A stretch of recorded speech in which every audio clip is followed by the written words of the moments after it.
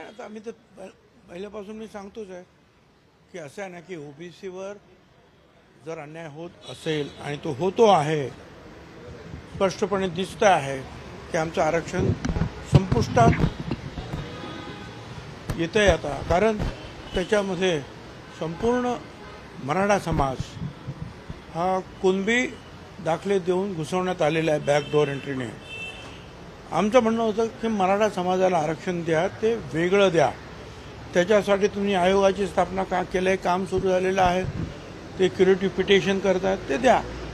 परंतु जे आहे झुंडशाहीच्या पुढे नमतं घेऊन बॅकडोर एंट्रीने जे आहे लाखो दाखले देण्याचं काम सुरू आहे.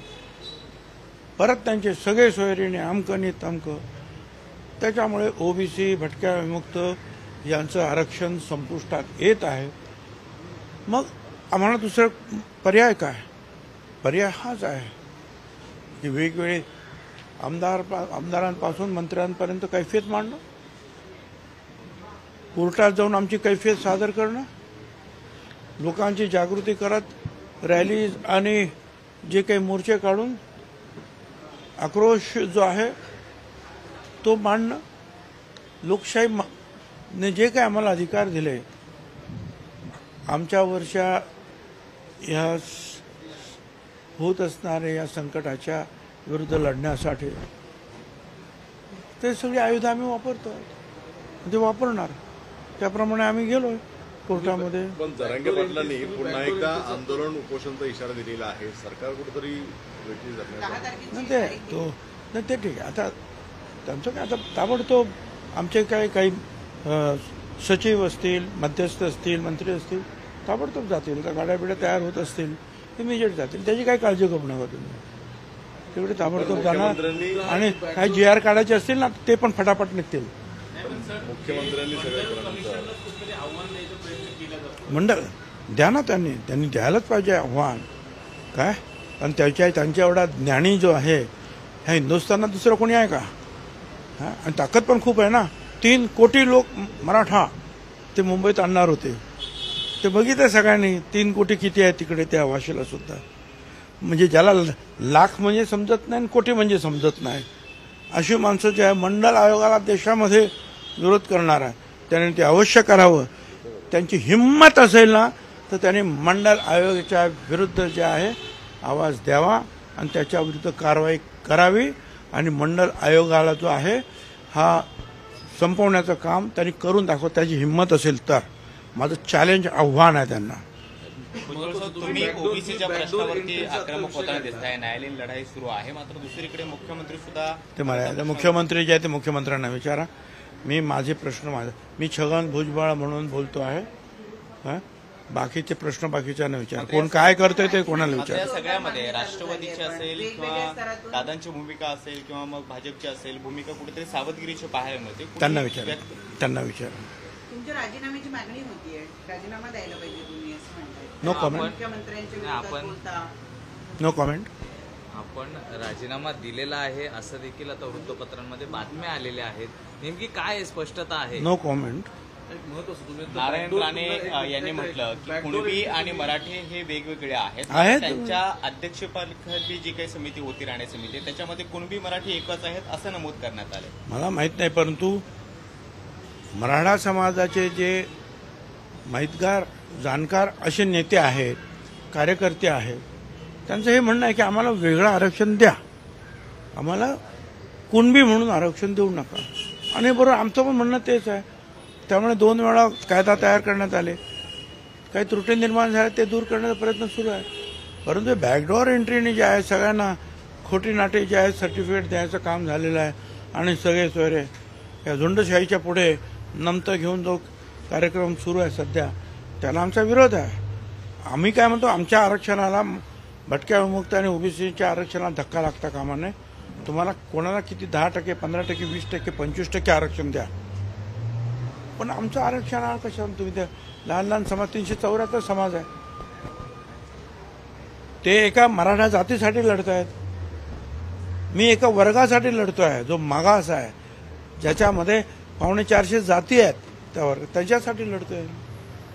बरं, आता तुम्हाला निमंत्रण देण्यात आलेलं 20 तारखेचं, तुम्ही जाणार आहात का विरोधी पक्ष नेते? असं आहे ना, अनेकांचे निमंत्रण येतात, परंतु आमच्या इथे जे सर्व ओबीसी नेत्यांची जी बैठक झाली 2 दिवसापूर्वी आणि त्याच्या अगोदर सुद्धा आम्ही काही लोकांची नेमणूक केलेली आहे, जसे शबीर अन्सारी साहेब वगैरे आहेत. तर ही सगळी निमंत्रणं वगैरे जे आहेत त्यांच्याकडे येतात, कुठे मिटिंग करायची, कुठे रॅलीज करायच्या, काय करायच्या आहेत, आणि मग जे आहे ते सारासार विचार करून मग आम्ही सगळे ठरवतो की ह्या ठिकाणी आपल्याला रॅली करायची आहे.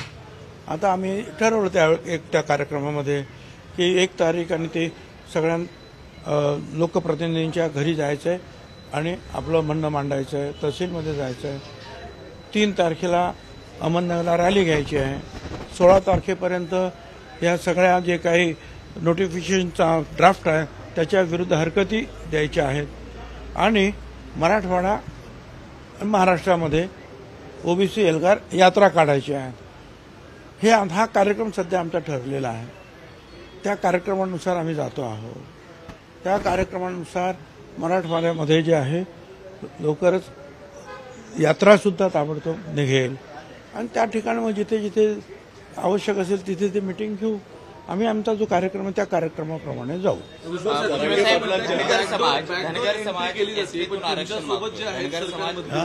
बॅकडोर एंट्री दिली जाते असं तुमचा आरोप आहे, पण ही बॅकडोर एंट्री तुम्ही ज्या सरकारमध्ये आहात त्यातलेच मुख्यमंत्री किंवा बाकीची त्या सरकारमध्ये सिस्टीम येते, अशा वेळी तुम्हाला विश्वासात घेतलं जात नाही का, किंवा तुमच्याशी कोणती चर्चा केली जात नाही का, तुम्ही कॅबिनेटचा भाग आहात? बॅकडोर एंट्री जर कोण करीत असेल तर त्याची चर्चा करून थोडंच कोण देत आहे. ते तर खालच्या खाली ते त्याचे तुम्हाला पुरावे दाखवू शकतो मी ते. आणि त्याच्या विरुद्ध आमच्याकडे तक्रार येतात, आम्ही आवाज उठवतो. आता कोणाला ते नसेल त्याच्यावर काही बोलायचं तुम्ही त्यांचा प्रश्न आहे. पण हे कॅबिनेटला तुम्ही उपस्थित करणार का सगळे मुद्दे? कॅबिनेट मिटिंग ज्यावेळेस होईल त्यावेळेस कॅबिनेटमध्ये या विषयावर चर्चा झाली, पण कॅबिनेटच्या समोर विषय असतात, अजेंडा असतो. त्या अजेंड्याप्रमाणे जे आहे कॅबिनेट चालते. तुमचा अजेंडा?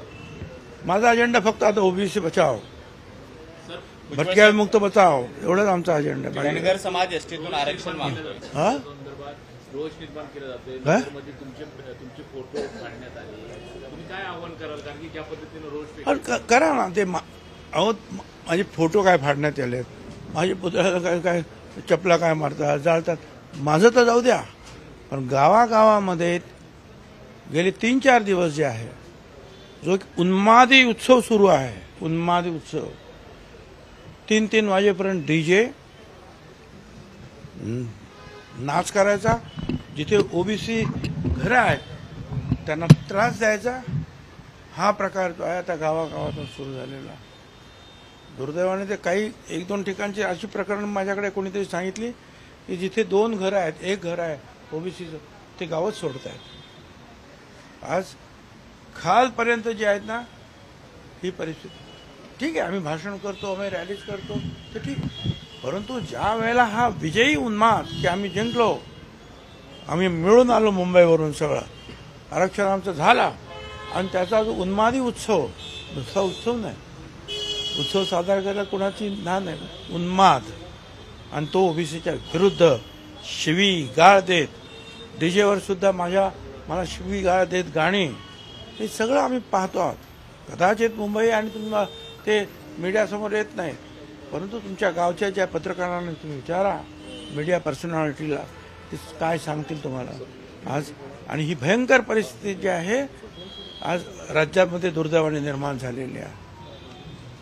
तुम्हाला मिळालं काय ठीक आहे, आम्ही कायद्याच्या कसोटीवर ते किती बरोबर आहे, काय चूक आहे ते पाहू, पण लोकांना त्रास गावागावातून. मला असं वाटतं की परिस्थिती जी आहे थोडीफार चिघळत चाललेली आहे. आता जास्त त्याचा प्रश्न आहे की त्याच्याकडे कसं पाहायचं ते. भुजबळ साहेब, धनगर समाज एसटीतून आरक्षण मागतो, यावरती आता आदिवासी नेते म्हणतात की आमची सुद्धा अवस्था ओबीसी समाजासारखी झालेली आहे, बॅकडोर एंट्री होते. असं आहे, आता असं आहे, त्यांचा सुद्धा धनगरांचा प्रश्न गेली कित्येक वर्ष सुरू आहे, ते हायकोर्टात सुद्धा आहे. पण तूर्त जे आहे धनगर सुद्धा समाज जो आहे हा आमच्या ओबीसीचाच भाग आज तरी आहे. त्याच्यामुळे आम्ही सगळे अगोदर हे वाचवा याच्यासाठीच धनगर समाज आमच्या बरोबर आहे आणि आम्ही एकत्रित जो आहे धनगर समाज, वंजारी समाज, भटका मुक्त हे सगळे समाज आमच्याबरोबर आहे. आम्ही सध्या तरी या गोष्टीवर जे आहे लक्ष सगळ्यांनी केंद्रित केलेलं आहे. धनगर समाजाच्या लढाईमध्ये भुजबळ तुमच्या आंदोलनाचं समर्थन देतो, मी तुमचं आंदोलन पुढे नेतो, मुस्लिम आणि धनगर अहो जगातलं काय ते तर काय, अमेरिकेतलं सुद्धा जे आहे ना, एखादं जर ते आले ऑस्ट्रेलिया, तिथे आपले जे काय निग्रो समाजाचे, त्यांना आपण काय म्हणतो दुसरं, हां ते ती सगळी जे आहेत वर्णद्वेष तिकडे सुद्धा चालू आहे, तिथे सुद्धा ते जातील. काय ह्याचं काय जातील विश्व नेते हो पाहत आहेत. हां विश्व नेते हो पाहत आहेत. माझ्या शुभेच्छा आहेत. सर हिंदी में सवाल ये है कि गांव-गांव में जो उन्मादी वातावरण आप कह रहे हैं कि उन्माद हम देख रहे हैं, जो चरम पर है, जिसके चलते ओबीसी के जो घर हैं, ओबीसी के परिवार, उनको तकलीफों का सामना करना पड़ा. आप बहुत. क्या विस्तारित होगा? देखिए गांव-गांव में जो है, यहाँ से वो गए और उन्होंने कहा कि बस हम तो जीत गए, मराठा का आरक्षण मिल गया. क्या मिल गया, कैसे मिल गया? तो कुनवी सर्टिफिकेट लेकर ओबीसी में बैकडोर एंट्री से वो सारे बढ़ गए 57 लाख, और उनके सारे सगे संबंधी, उसके ऊपर जो कानून बनाए जा रहे हैं, और हम जीत गए करते हुए जो गए हैं गांव-गांव में, जो है देहातों में रात 3 बजे तक डीजे के ऊपर जो है गाली गलौज करते पूरे नाच गाना शुरू है ओबीसी के घरों के सामने, और कई जगह पर जो है मारपीट हो रही है. बहुत खराब वातावरण नीचे हो रहा है क्या.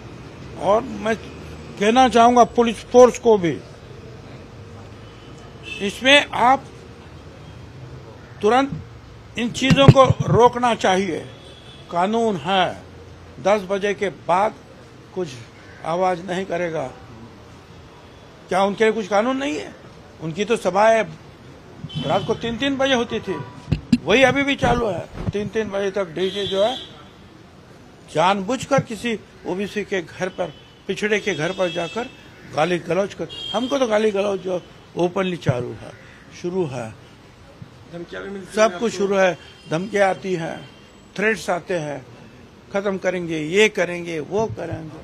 वो तो चला, अभी उसकी भी आदत हो गई. जो होना है वो देखेंगे. पर कम से कम जो है जनता को, जो है गरीब लोगों को बचाने की तो कोशिश हो जाए. मुख्यमंत्री एकनाथ शिंदे भी खुद जाके वहां पे खड़े होते हैं. कहीं ना कहीं सरकार सरेंडर है, ऐसी स्थिति उनको लगती है, इसीलिए वो ज्यादा उन्माद है क्या? मुझे नहीं मालूम, आप इसके ऊपर जो है आप खुद टिप्पणी कर सकते हैं. उन्माद है ये तो मैं जान रहा हूँ. अब वो उन्माद इतना क्यों पैदा हुआ, ये तो आप लोग सब लोग उसके ऊपर जो है ध्यान दे दें गौर से, फिर मालूम पड़ेगा. मुझे नहीं मालूम क्या है, क्यों इतना. वडेट्टीवार आपको आमंत्रित कर रहे हैं कि आप शामिल होइए, वो मोर्चे का आयोजन कर रहे हैं, आप जाएंगे. एक कहीं ना कहीं संगठित नेतृत्व की और संगठित प्रयास. देखिए मैं वडेट्टीवार हालांकि पहले मीटिंग में आए, दूसरे दिन जो है उन्होंने हमारे खिलाफ पूरी यूटर्न लेकर बातें कही. हमने कुछ भी नहीं कहा और आज भी नहीं कुछ कहेंगे. फिर वो चाहते हैं कि मैं फिर से इस काम को जुड़ना चाहता, उसको हम कहते हैं ठीक है, हमें कोई प्रॉब्लम नहीं है. हमने उनको जो है वेलकम किया कि करो भाई, ओबीसी का काम करो. मगर यहाँ जो है हमारे सारे ओबीसी अलग अलग पार्टियों के हैं, अलग अलग जातियों के जो है, ये सब एक है. और वो लोग जो है वो प्रोग्राम हमारा तय करते हैं, और हमारे निमंत्रक है शब्बीर अंसारी साहब, वो डिक्लेयर करते हैं कि प्रोग्राम क्या है, रैलीज कहाँ होगी. जैसे कि अभी तय हुआ है 1 तारीख को सारे सांसद हैं, विधायक हैं, उनके घरों पर जाएंगे और उनको कहेंगे कि ओबीसी का आरक्षण बचाओ. तहसील पर जाएंगे, कहेंगे बचाओ. 3 तारीख को अहमदनगर पर रैली होगी, उसमें जो है सबको शामिल होने का जो है निमंत्रण दिया गया है. और फिर 16 तारीख तक ये जो नए जो है ये कुछ नोटिफिकेशन आ रहे हैं, उसका जो ड्राफ्ट वगैरह जो आ रहा, उसके ऊपर जो ऑब्जेक्शंस लेना है, तो लाखों की तादाद में वो काम शुरू है. और साथ साथ जो है एक कमेटी फॉर्म हुई है, जहां अलग अलग पार्टी और अलग अलग जातियों के लोग हैं, विशेषतः मराठवाड़ा से, वो चौकआउट कर रहे हैं, तय कर रहे हैं कि वहाँ ओबीसी एल्गार यात्रा निकलेगी और वो कितने दिन निकलेगी, कहाँ रुकेगी, कहाँ रैलीज होगी, कहाँ मीटिंग्स होगी, हम उसके मुताबिक जाएंगे। सर, आप ओबीसी के राष्ट्रीय स्तर के भी नेता हैं, क्या राष्ट्रीय स्तर पर से आपको किसी ओबीसी नेता का फोन आया है? क्या वो आपसे जुड़ने की बात कह रहे हैं, आपके आंदोलन को अपना समर्थन दे रहे हैं? कैसे कोई बातचीत राष्ट्रीय स्तर के नेता? देखिए, राष्ट्रीय स्तर पर ये बात तब जाएंगी जब आप हिंदी, अंग्रेजी, ये जो मीडिया है वो वहाँ तक यहाँ का जो संकट है वहाँ तक पहुँचाएंगे, यहाँ का जो दुख है वहाँ तक पहुँचाएंगे, तब लोग वहाँ से भी जो आवाज़ करेंगे। अभी तो ये उपोषणकर्ता लीडर जो है मराठा का, उसने तो कहा कि हम तो मंडल कमीशन की अभी खारिज कर देंगे। मैंने कहा कहो, करो, हम सुप्रीम कोर्ट में जाएगा, हम मंडल को खत्म कर, मंडल आयोग को खत्म करेगा, ये आरक्षण पूरा ओबीसी का खत्म करेगा। अब वो बोला है तो वो मैं बोला कि आप करो, और फिर जो है देश में क्या हलचल होती दिखेगी।